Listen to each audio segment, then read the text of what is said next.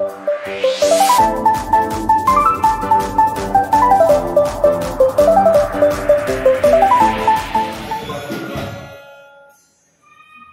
besar Engkau Tuhan Allah kami yang selalu ada untuk kami. Engkau selalu mengerti keadaan kami. Tuhan, ajar kami juga untuk tetap setia kepada-Mu, melakukan kehendak-Mu, melayani, memuliakan.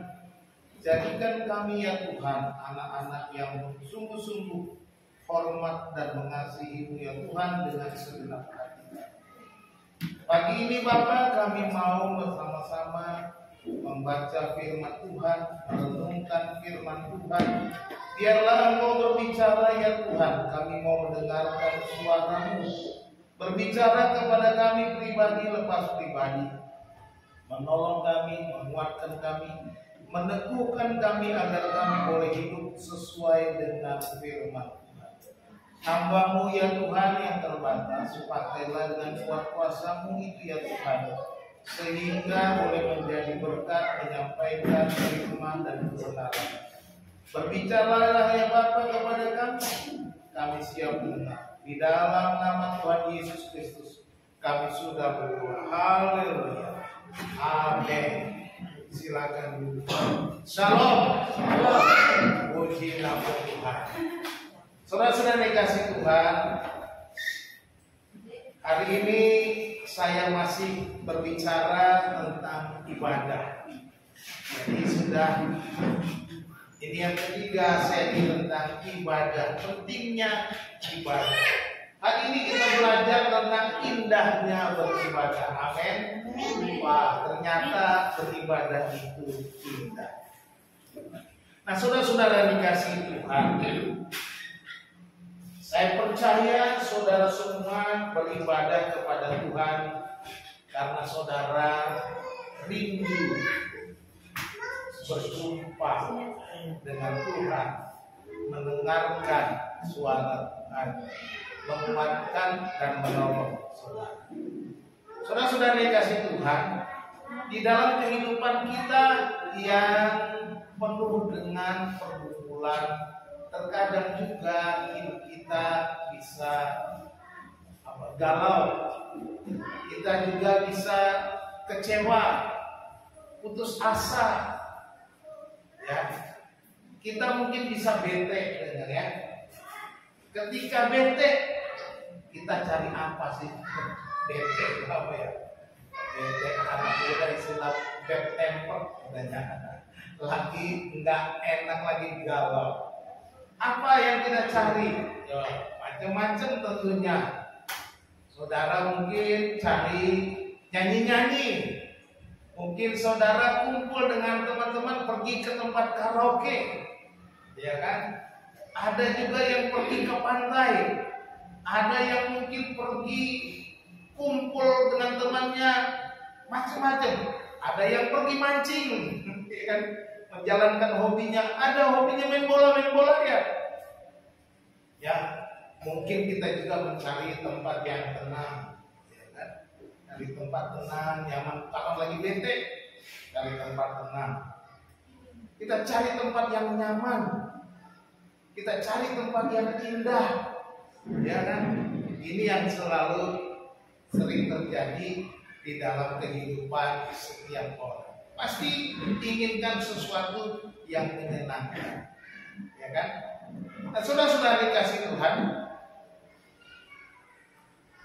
oleh karena kegalauan, kebetean kita kadang-kadang munculnya juga di hari Minggu, di hari ibadah, bete, gitu kan? Sehingga kita terhambat untuk beribadah. Kita mulai malas, lagi bete, gak ke gereja dulu, absen. Pak, mohon maaf, hari ini nggak ibadah, absen dulu. Ya, saya sih nggak baca absennya, tapi Tuhan yang catat absen saudara. Ya, apa yang dapat menghambat ibadah kita di rumah Tuhan? Ini jadi kita pikirkan kembali. Ya, tadi Ada hobinya. Hobinya mancing. Hari Minggu dia pergi mancing. Yang paling buruk hobinya judi. Hari Minggu dia main judi. Malam Minggu dia main judi sampai pagi, sampai susah bangun tidur, nggak mau ke gereja. Nah, hobi yang kacau itu, hobi yang tidak disukai Tuhan, main judi, gitu ya. Kadang-kadang kalau ada pertandingan bola malam Minggu, waduh, kita nonton bola sampai pagi karena acaranya di Eropa, kadang tayangnya pagi-pagi. Sehingga kita nggak bisa bangun pagi lagi sesudah nonton bola, tidur pulas, tidak mau pergi ke gereja. Ini bisa menjadi penghambat kita. Ya. Pekerjaan, wah ini dia. Kadang-kadang kita jadwal kerja ini, ya, jadwal kerja menghambat kita ke rumah Tuhan. Coba dikumpuli benar-benar supaya jadwal kerja jangan mengganggu ibadah, jangan sampai menghambat kita berangkat ke rumah Tuhan. Dan yang paling banyak dilakukan orang adalah karena uang. Ya. Apa yang dicari orang? Coba jawab dong. Apa yang dicari orang? Apa yang dicari orang siang, malam, pagi, petang? Uang, uang, uang. Bukan Tuhan Yesus. Itu lagu sekolah minggu. Uang membuat kita juga bisa terhambat nggak berangkat ke gereja. Pak, saya harus cari uang karena saya makan apa besok? Saya kasih tahu ya Bapak Ibu, besok tetap makan nasi, nggak bakalan makan uang. Iya, nggak bakalan makan batu, nggak bakalan, pasti makannya nasi. Jadi nggak usah tanya besok makan apa. Tuhan Yesus bilang apa? Coba lihat bunga-bunga di padang yang tidak meminta tapi Tuhan hiasi. Coba lihat burung-burung di udara, tidak menabur, tidak menanam, tetapi Tuhan beri makan, Tuhan pelihara. Apalagi kamu, kata Tuhan. Kamu itu siapa? Kamu itu anak Tuhan atau anak setan? Kan gitu. Kalau kata apalagi kamu itu dia bilang kepada orang-orang yang percaya anak-anak Allah. Ia akan memberikan kepadamu apa yang kamu perlukan. Sebab Bapamu yang di surga tahu bahwa kamu memerlukan semuanya itu. Oleh sebab itu Yesus bilang carilah dahulu kerajaan Allah dan kebenarannya, maka semuanya akan ditambahkan. Perhatikan itu, akan ditambahkan. To be added, ditambah-tambah. Ini janji Yesus, bukan janji pendeta, bukan janji Pak Ferdinand. Janji Yesus dia akan tambah. Kalau kita cari kerajaan Allah dan kebenarannya. Sekarang kita lihat apa kata Alkitab tentang ibadah. Indahnya beribadah. Mari kita bersama-sama membuka Mazmur 84 ayat 11 sampai 13. Kalau di HP saudara mungkin mulainya dari ayat 10, 11, 12. Ya, karena ini saya ikutin LAI punya ya. Mazmur kalau LAI 11, 12, 13. Ya. Kalau di HP yang ikut nomor penomoran kitab Ibrani. Kitab Ibrani itu 10, 11, 12 ya. Kitab Ibrani, kitab orangnya bahasa Ibrani. Mazmur 84 ayat 11 sampai 13. Saya mau kita membaca sama-sama cuma 3 ayat pendek bareng-bareng ya, supaya kita benar-benar menikmati indahnya beribadah. Mari kita baca.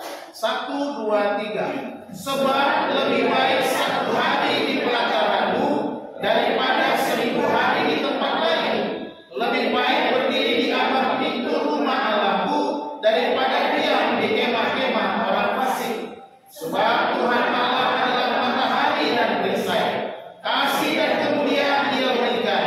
Ia tidak menahan kebaikan dari orang-orang yang hidup tidak bersuara. Ya Tuhan semesta alam, berbahagialah manusia yang percaya kepada-Mu. Haleluya. Pemazmur menaikkan nyanyian yang indah, mengingatkan kita betapa indahnya itu beribadah kepada Tuhan, betapa indahnya datang ke rumah Tuhan, betapa indahnya kita berkumpul bersama-sama saudara-saudara seiman. Indah. Saudara-saudara, ada 3 pesan dari pemazmur tentang indahnya beribadah. Yang pertama, ayo kita lebih baik di rumah Allah.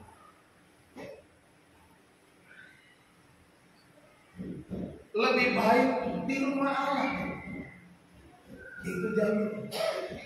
Dikatakan sebab lebih baik 1 hari di pelataranmu daripada 1000 hari di tempat lain, kata Tuhan. Lebih baik berdiri di ambang pintu rumah Allahku daripada diam di kemah-kemah orang fasik. Bagaimana dengan kita? Apakah pilihan kita? Lompat ini.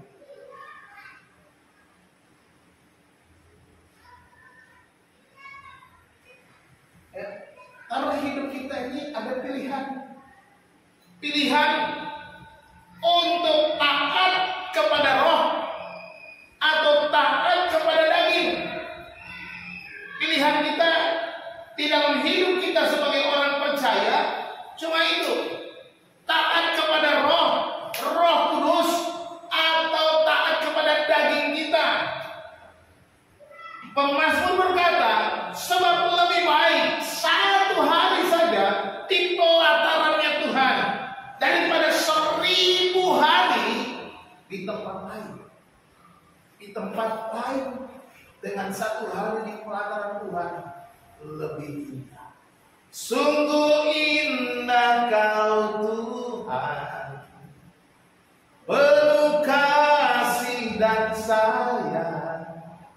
Kau tempat penghiburan bagi setiap hati yang terluka. Amin. Lebih indah, lebih baik 1 hari di pelataran Tuhan. Dia katakan berdiam di pelataran Tuhan sehari atau 1000 hari di tempat lain. Mana pilihan kita? 1 hari datang ke rumah Tuhan atau kita lebih banyak dugem, kita lebih banyak pergi di tempat lain, kita kumpul dengan teman-teman kita, pergi karaoke, pergi main judi, pergi mancing, pergi dengan kita tidak perlu dengan ibadah kita kepada Tuhan. Mana yang kita pilih? Tetapi si pemazmur di sini berkata, lebih baik sehari, nilai sehari di rumah Tuhan lebih baik daripada 1000 hari di tempat lain. Baginya, sehari nilainya lebih tinggi daripada 1000 hari di luar Tuhan.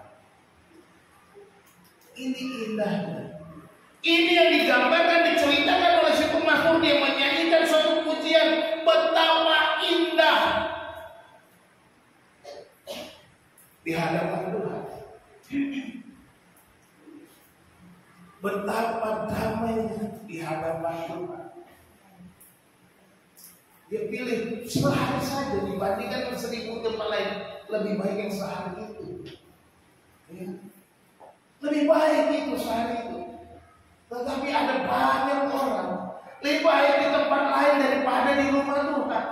Lebih baik pergi menjalankan hobinya daripada di rumah Tuhan. Lebih baik kumpul-kumpul senang-senang daripada di rumah Tuhan. Lebih baik jalan-jalan senang-senang happy-happy daripada di rumah Tuhan. Ada banyak orang percaya memilih mengikut daging daripada mengikut roh. Ada banyak. Kalau di sini mah nggak ada. Saya percaya nggak ada. Nggak ada yang ngaku maksud saya. Ya kan? Mari kita percaya bahwa ini lebih indah, lebih baik. Kalau saudara selama ini memikirkan, oh aku mau ini, mau itu, dan nggak bisa datang, bertobat. Tuhan harus nomor satu, prioritas. Jangan jadikan Tuhan yang kedua. Jangan berdua holong dengan Tuhan. Ya, jangan. Harus hatimu, kasihmu hanya untuk Tuhan. Dia pilih lagi. Dia kata lebih baik berdiri di ambang pintu rumah Allah daripada diam di kemah-kemah orang fasik. Dalam teks aslinya saya baca, berdiri itu diterjemahkan dari lebih baik jadi seorang penjaga pintu rumah Allah itu daripada di kemah orang fasik. Kata berdiri itu lebih baik menjadi doorkeeper katanya. Lebih baik saya menjadi orang yang berdiri di depan pintu rumah Allah daripada di kemah-kemah orang fasik.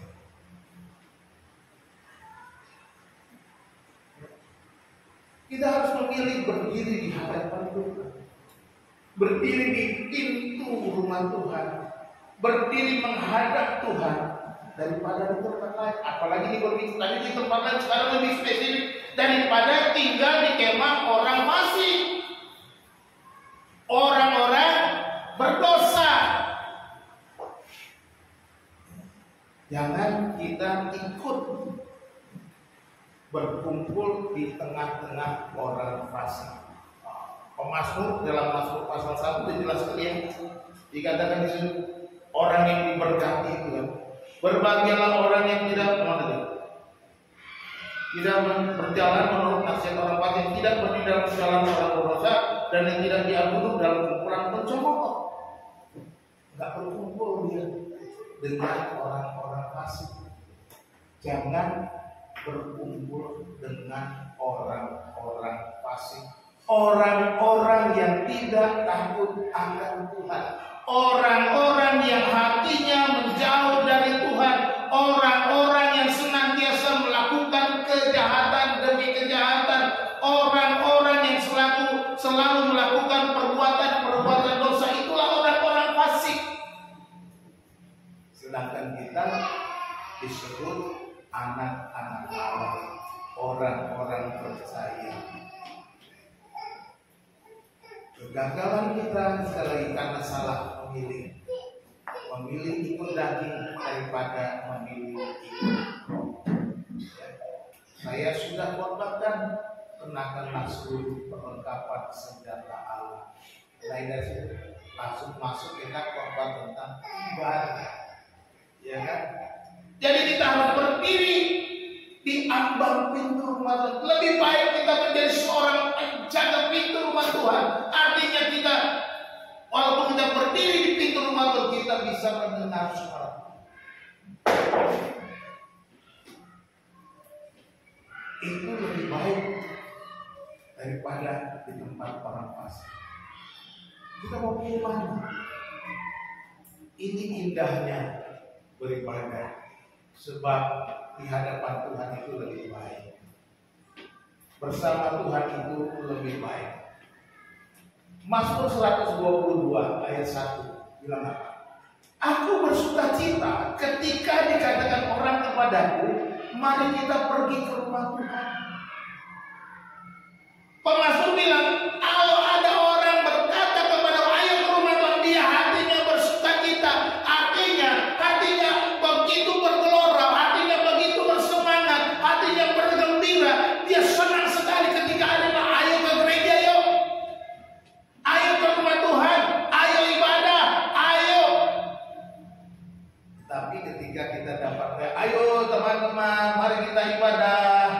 baca WA-nya ngintip aja, nggak ada komen, no comment,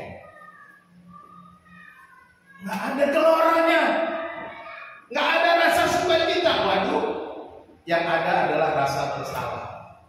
Karena apa? Nggak bisa datang. Saya lagi ini, lagi itu, lagi segala macam, lagi lagi mules, lagi males. Nah itu rasa berdosa. Ya memang sekarang situasi ya kan, hujan terus, kita maklum, nggak bisa datang, semuanya pada pakai motor, nggak bisa datang, maklum sih. Tapi kalau cuacanya terang, jangan malas. Mama saya aja dari Mulia datang, walaupun nggak sampai rumah karena banjirnya udah dari genangan nggak bisa lewat. Ya sudah, saya coba pulang aja, takutnya hujan terus nanti naik nggak bisa pulang, kasihan nggak bisa pulang. Saya pikirnya nggak bisa pulangnya gitu. Ya. Tapi ada semangat, kita harus bergelora. Ketika orang bilang ayo kita pergi beribadah, kita bersuka cita. Kalau merasa bersalah, kalau merasa berdosa, apa yang harus dilakukan? Bertobat, itu aja, gak ada yang lain. Jadi indahnya beribadah, pesan yang pertama dari pemazmur. Lebih baik sehari daripada dibandingkan dengan di tempat lain. Bagi saya, sehari di rumah itu lebih baik. Yang kedua, indahnya ibadah itu dikatakan nggak mulai macam-macam, tapi Tuhan menyertai kita. Disebutkan di sana ayat berikutnya, sebab Tuhan Allah adalah matahari dan perisai, kasih dan kemuliaan Ia berikan. Ia tidak menahan kebaikan dari orang yang hidup tidak bercela. Si pemazmur dengan syairnya dikatakan, Tuhan Allah adalah matahari dan perisai. Jangan dibalik. Matahari dan perisai itu bukan Allah. Jangan dibalik ya. Allah adalah matahari dan perisai itu adalah gambaran, contoh gitu loh. Seperti matahari, sebagai perisai, sebagai matahari. Jangan dibalik, jangan sebab matahari adalah Tuhan Allah, nggak boleh dibalik-balik. Baca ayat nggak boleh ya. Oh Tuhan Allah itu matahari, berarti matahari itu Tuhan Allah, nggak boleh. Bukan itu artinya. Allah digambarkan sebagai matahari. Supaya apa? Supaya kita memahami seperti apa Allah itu. Wah, apa sih matahari? Matahari itu sumber kehidupan yang selalu hadir di setiap musim. Ya. Kita tahu matahari, tumbuh-tumbuhan memerlukan matahari. Semua umat ciptaan memerlukan matahari. Dan saya katakan matahari itu selalu hadir di setiap musim. Ya, mau musim hujan, mau musim panas, matahari selalu ada. Artinya matahari itu nggak pernah nggak ada, nggak pernah nggak muncul. Pak, kemarin dari pagi buta hujan terus nggak ada matahari Pak. Ya kita nggak lihat, tapi mataharinya ada di balik awan yang tebal. Amin. Selalu ada. Ini menunjukkan kehadiran Tuhan, menunjukkan kebaikan Tuhan, bahwa Tuhan itu sumber hidup. Dia selalu hadir. Tanpa Tuhan engkau tidak bisa hidup. Tanpa Tuhan engkau tidak bisa apa-apa. Tanpa Tuhan engkau tidak bisa mengalami hidup yang berkelimpahan.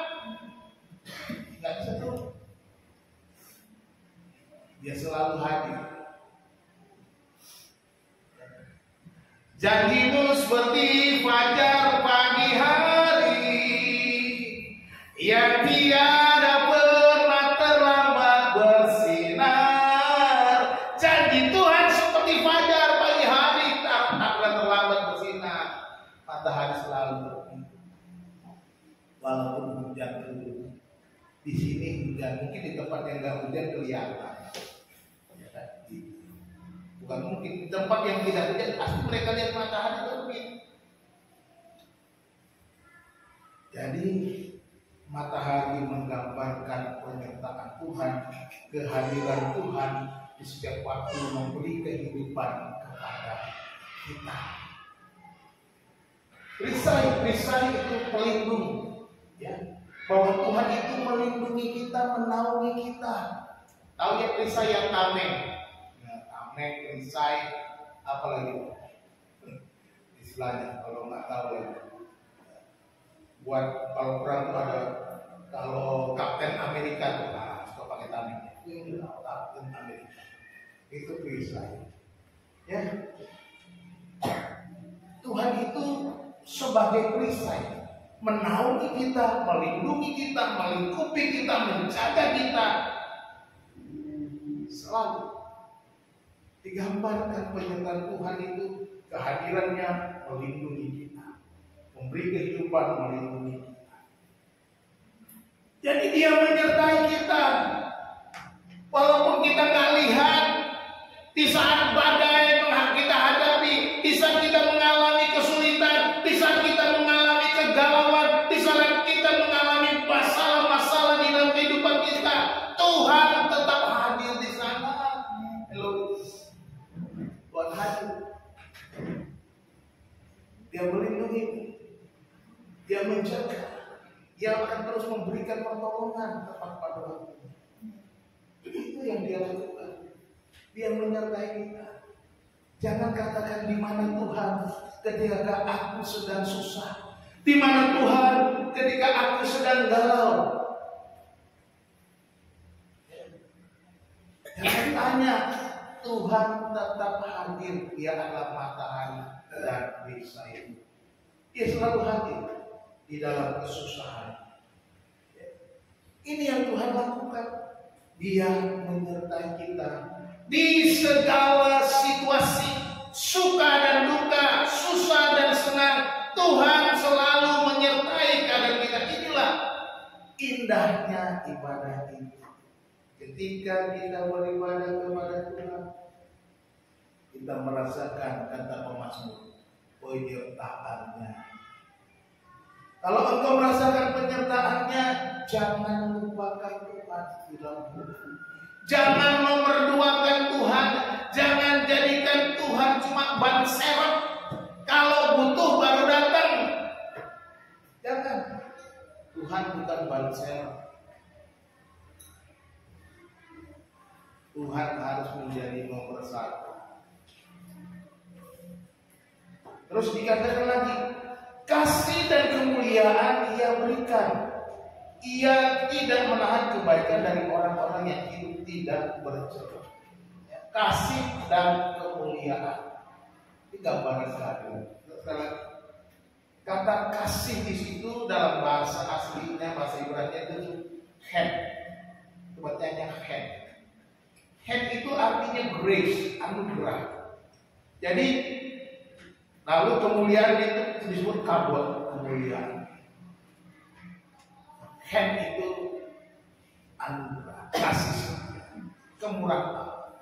Sering dalam bahasa Yunani dalam perjanjian baru disebut charis. Kalau perjanjian lama hen. Jadi kalau heni, nama heni itu saya ambil dari kata heni.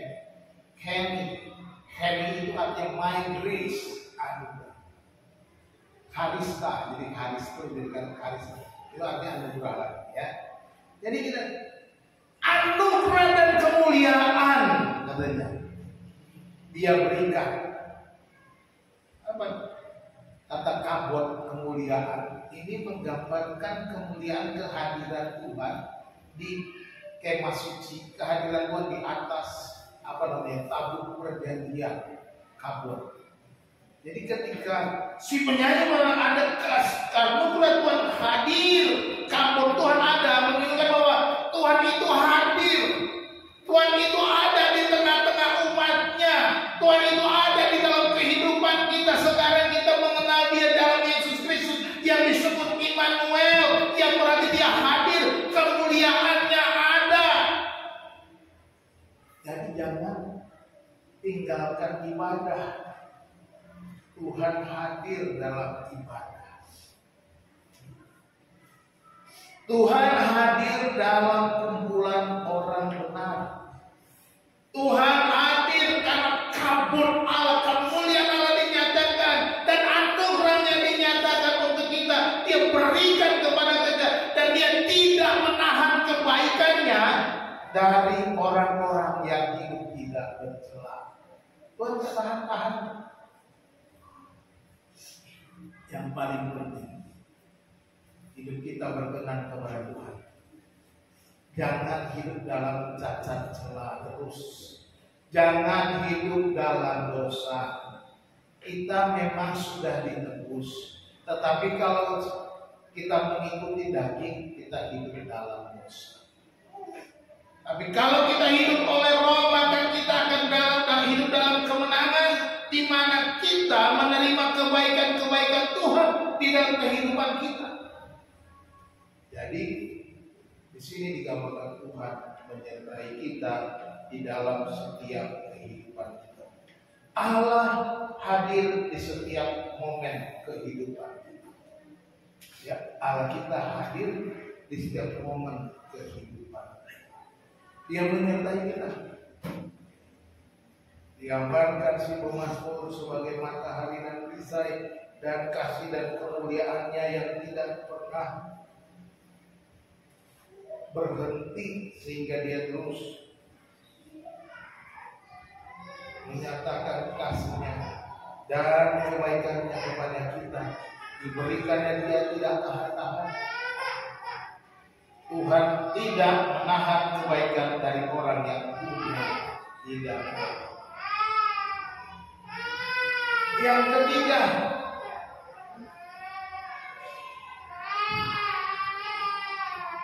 ketiga, dengan indahnya ibadah itu sebab Tuhan itu sumber berkat.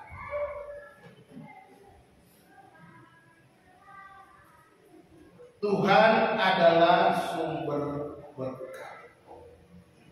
Dikatakan di dalam ayat 13 itu, ya Tuhan semesta alam, berbahagialah manusia yang percaya kepadamu.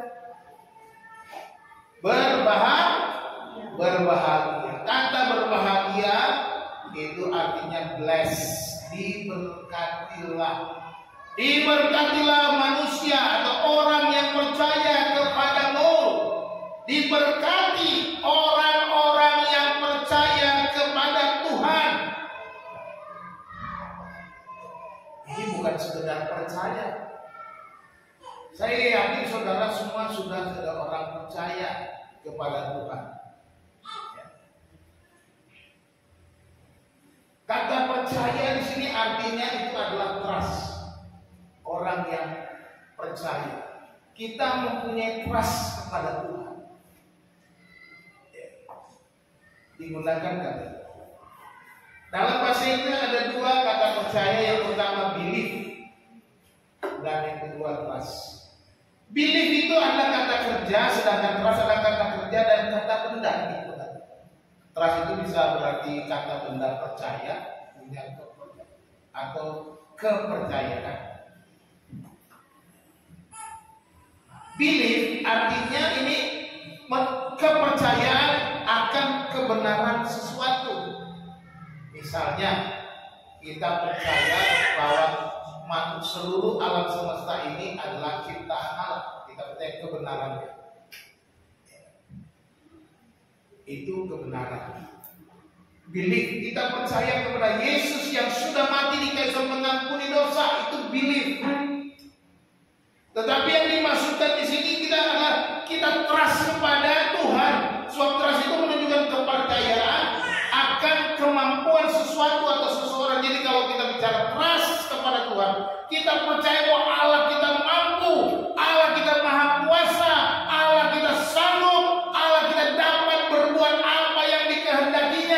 dan dia dapat melakukan apa yang dijanjikannya. Amin.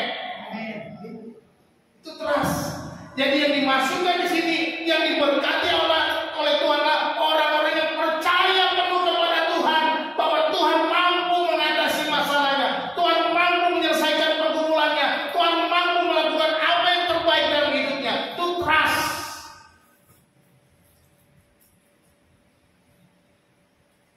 Seperti saudara duduk di kursi. Kalau saudara tak percaya kursinya kuat menopang saudara, saudara nggak akan duduk dengan tenang. Pasti. Kalau orang badannya besar, dia duduk di kursi plastik seperti ini, dia ragu-ragu.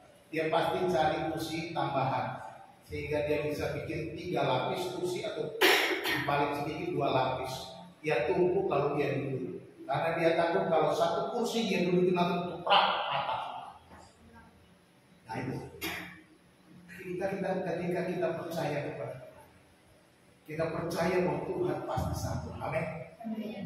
Tuhan pasti sanggup. Tangannya terlambat untuk mengangkat hal. Tuhan pasti sanggup. Jadi orang-orang yang diberkati, orang-orang yang percaya bahwa Tuhan sanggup, Tuhan mampu, Tuhan dapat melakukan perkara-perkara besar, Tuhan mampu melakukan menjawab segala kebutuhan, Tuhan menjadi jalan keluar dari setiap pergumulan kita. Jangan lupakan ibadah. Sebab ibadah adalah wujud nyata kita percaya kepada Tuhan atau tidak. Saya percaya kepada Tuhan, tapi malas gereja.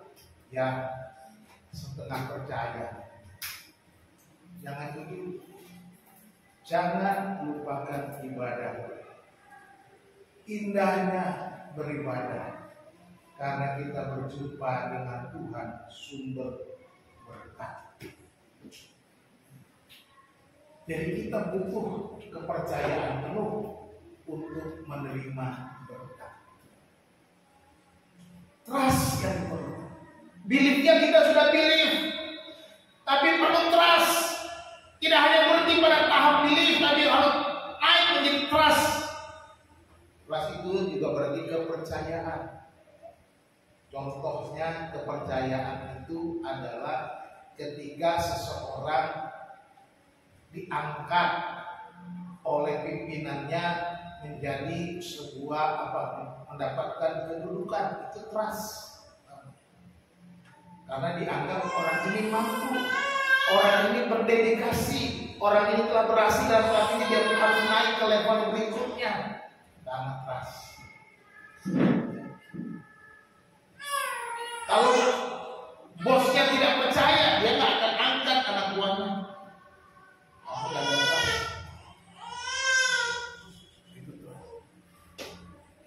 Jadi kita percaya kepada Tuhan sepenuhnya bahwa Dia sanggup, Dia mampu, Dia bisa melakukan segala perkara yang dikehendakinya.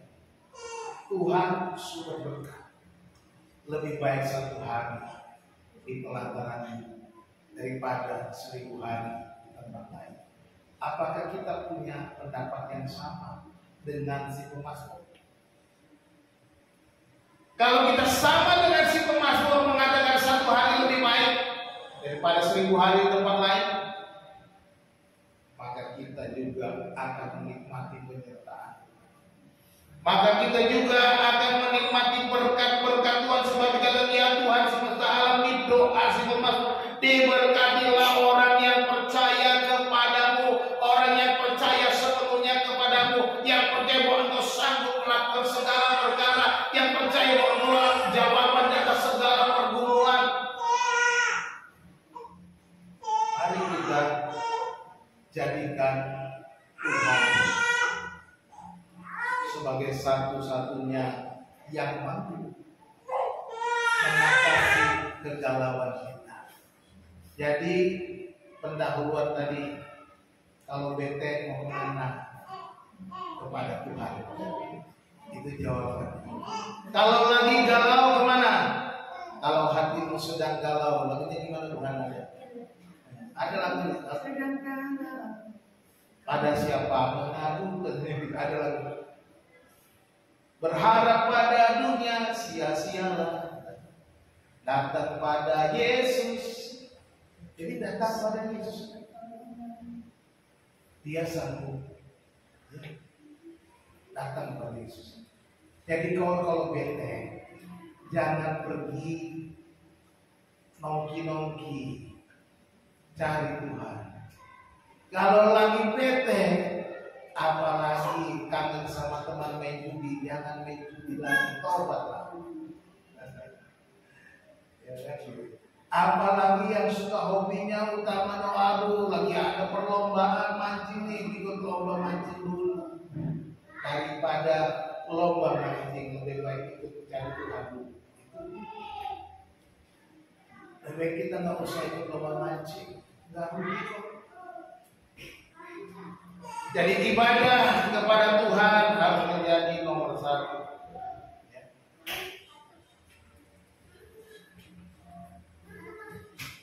Manakah yang harus kita pilih, ya kan? Lebih baik di rumah Tuhan. Pilihan kita adalah di rumah Tuhan. Seperti pemazmur. Di manakah kita mendapatkan jawaban dan rasa aman dari kehidupan kita yang penuh perjuangan ini? Di rumah Tuhan. Datang kepada Tuhan. Sebab indahnya di rumah Tuhan, Tuhan menyertai. Tuhan selalu hadir dalam kehidupan kita, termasuk dalam keadaan sulit dan di dalam pergumulan kita. Tuhan adalah sumber berkat. Jadi Tuhan memberkati setiap orang yang sungguh percaya kepada-Nya, yang sepenuhnya percaya kepada Tuhan. Jadi mari saudara dikasih Tuhan, ada banyak janji dalam firman Tuhan. Alami, nikmati, jadikan hidupmu penuh dengan berkat. Bagaimana? Penuh dengan berakhir mengalami firman Tuhan. Jadi jangan hanya jadikan firman Tuhan itu sebagai bacaan biasa, baca tapi nggak ngalami, cuma kita harus ngalami dan kita akan berkata haleluya puji Tuhan.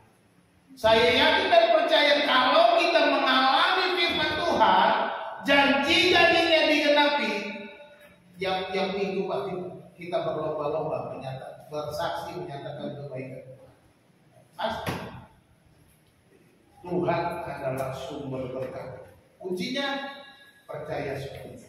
Percaya sepenuhnya berarti kita harus datang kepada Tuhan.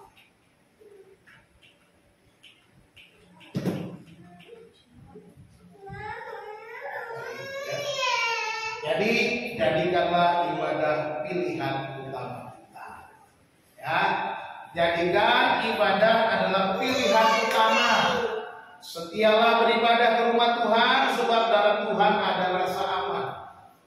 Ya, rasa aman di dalam.